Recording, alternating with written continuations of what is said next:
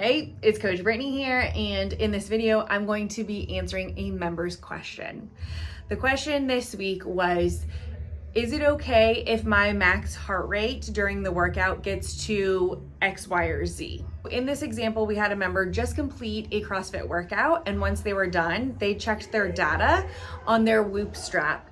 And in that data, they found out that their heart rate got up to 191. And so the question was, is it safe that my heart can even get to that point? Now, to quickly answer that question, yes, it is okay. But I want to dive into this a little bit more because I'm sure there's a lot of you that have questions around the data that you guys get through your wearables, including your heart rates.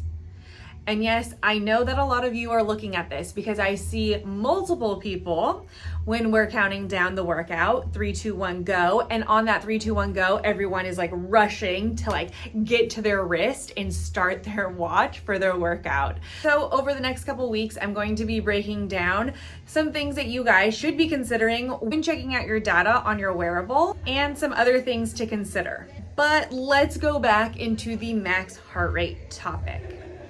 The first thing that we're going to talk about is how do you even figure out what your max heart rate is? Now, there's a couple different formulas out there. The easiest one and the one that's probably most widely used is 220 minus your age, and that will give you an idea of what your max heart rate is.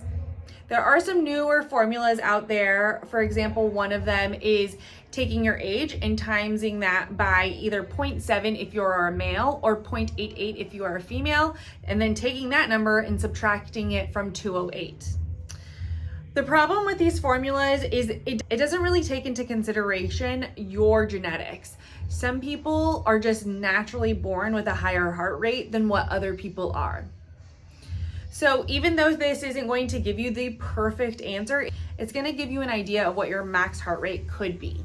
The next thing to consider when looking at this number is that the higher the number is doesn't necessarily mean the fitter you are. What you want to look at to really get an idea if your fitness is improving when it comes to your max heart rate is using it during a benchmark workout. And say, for example, this benchmark workout is Murph, and you take your heart rate, you write that down. What you want to see is that the next time your heart rate isn't necessarily higher, but it's actually lower. This means that your heart is getting stronger. Now, what you don't want to do is compare something like Murph to something like Fran, something that's a 40-minute long workout versus something that's a 3-minute long workout, because those are two different intensities. If you are using this as a measurement of your fitness, make sure that you are using it for the same type of workout. And also know that for some people, if they are say for example, runners, something like a Metcon with a lot of lifting might get their heart rate up super high, super easily.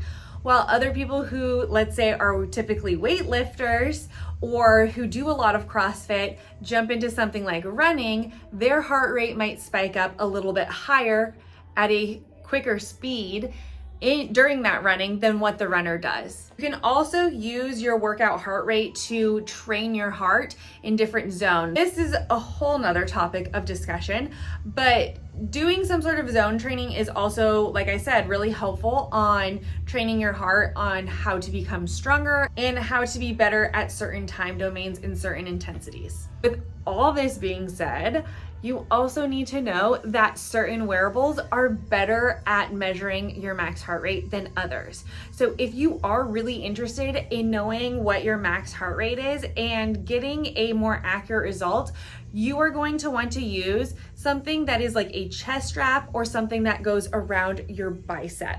These tend to be more accurate than those that are on your wrist. There's numerous reasons why, but one of them is that when something's on your wrist, it kind of moves around and slides around a little bit easier. You're also moving this around, so there's more flexion in this area, which is why it's very moving a lot. There's other things too, as simple as if you're someone who has a sleeve tattoo, it makes it harder for that wearable to track and measure your heart rate.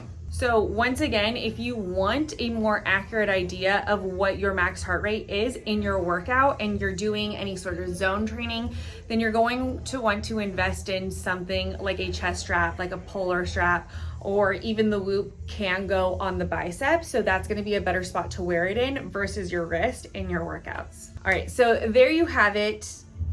Our member question of the week answered. And like I said, over the next couple of weeks, I really want to break down wearables. I think that there's some really great things about them, but there's also some things to keep in mind. So I will let you know what I think about wearables and where I like to use them and where I like to kind of just like glance over, because I'm a wearable person myself. That's what this is.